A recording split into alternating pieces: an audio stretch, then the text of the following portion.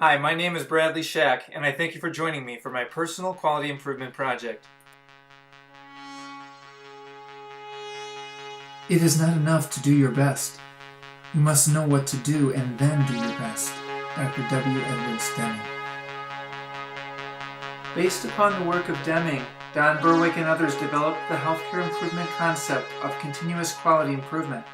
Fundamental to this concept is the Plan, Do, Study, Act rapid cycle process, which is utilized to identify an aim, test assumptions, check the results, and if successful, implement the improvement. The PDSA cycle is then repeated to further modify and improve the process. The plan phase of the PDSA project can be divided into 7 steps.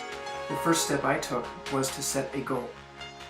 I identified that following my 12-hour Thursday to Saturday work shifts, I was too tired from family and church activities on Sundays. Fatigue was causing me to study inefficiently, and in January and February I averaged less than 30 minutes per week of moderate to vigorous exercise. My goal for this project was to increase my daily energy level and productivity in order to improve my work-family-school balance. Next, I formed my team. My wife and I shared the role of clinical leader since we are both instrumental in testing and implementing changes affecting our family. My team also included technical experts that I consulted during the various phases of the project. I also was the day-to-day leader responsible for test implementation, data collection, and correspondence with the practitioner champion, Dr. Sarah Fika.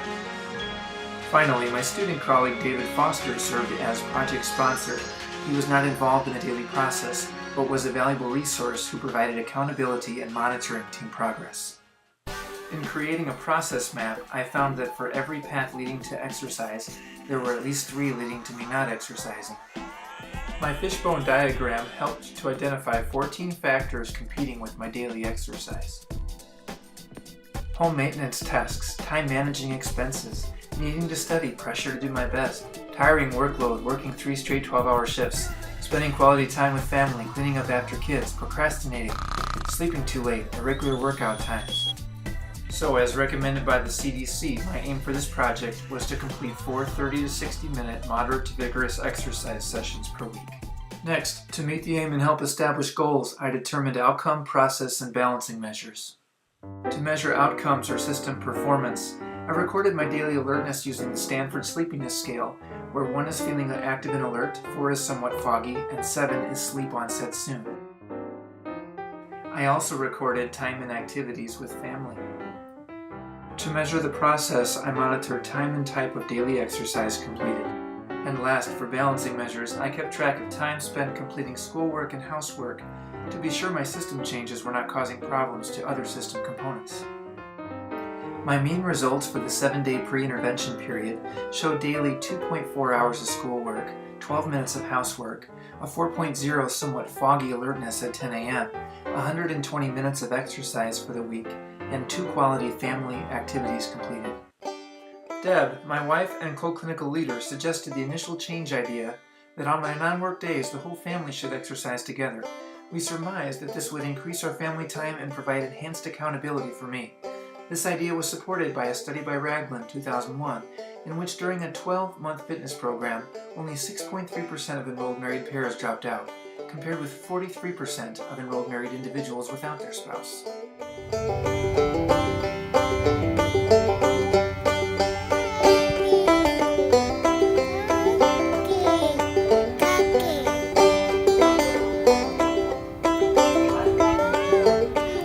Day 1 of the do phase, we took a 20-minute family jog to the gym, where I exercised for 60 more minutes. Day 2, we spent 60 minutes at the park and I ran with my son on my shoulders, up and down hills. Sunday, we did another 15-minute jog and I played 75 minutes of basketball. I did not exercise on Monday due to completing 120 minutes of overdue housework, and all results were documented. Then my wife and I studied the results. My mean alertness level was much improved during this first week of the intervention, with the SSS score dropping from 4.0 to 2.57, or to a moderate level of functioning at 10 a.m. Exercise time went from 120 minutes to 230 minutes, spread over 3 days during week 2. The balancing measure of schoolwork remained consistent, and housework increased from 12 to 29 minutes per day. Alright, so for the final phase in cycle 1, the ACT phase, we needed to refine the change idea.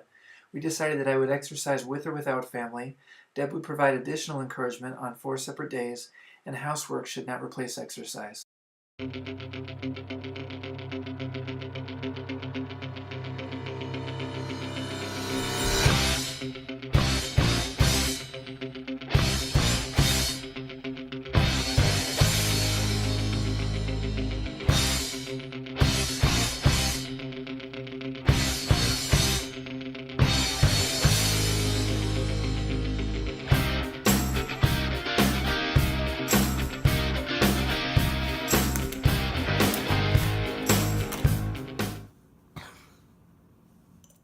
Studying my balancing results for the week showed a 30-minute decrease from week 2 in daily schoolwork.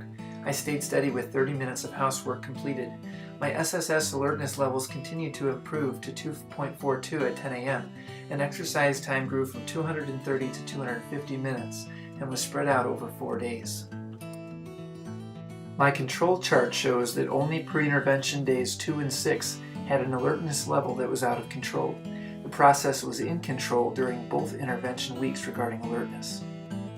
I also made a bar chart to compare results for weeks 1, 2, and 3. Exercise was trending upward, alertness levels were improving, and quality family activities were greatly increased. However, time doing schoolwork decreased by about 30 minutes per day during week 3. Time will tell if my grades start suffering. And my line diagram shows a positive relationship between AM alertness and housework completed. And finally, for the ACT phase of PDSA Cycle 2, we decided that I should continue exercising to reach my weekly aim. Sessions should be kept 30 to 60 minutes, and we should be more consistent exercising together as a family. Hello everyone, I'd like to share with you what was most interesting and impressive of the Continuous Quality Improvement Project and Plan, Do, Study, Act framework for me. First of all, the Plan, Do, Study, Act is a simple and accessible framework that is easy to follow and use for team members. Tools can be utilized within each step that make it more complex, such as the process map, fishbone diagram, control charts, etc.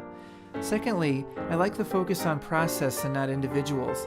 This makes it less punitive and more team-centered, and more cooperative as the whole team is involved, working together in all steps of the Plan, Do, Study, Act model. And thirdly, the improvement is continuous and ongoing. My project did not meet its aim yet, but the project continues on every day for me and my family. And we had a lot of fun as well, and that's my last point, is that hopefully this could make a healthcare improvement project a lot of fun too. Thank you very much for watching. Bye-bye.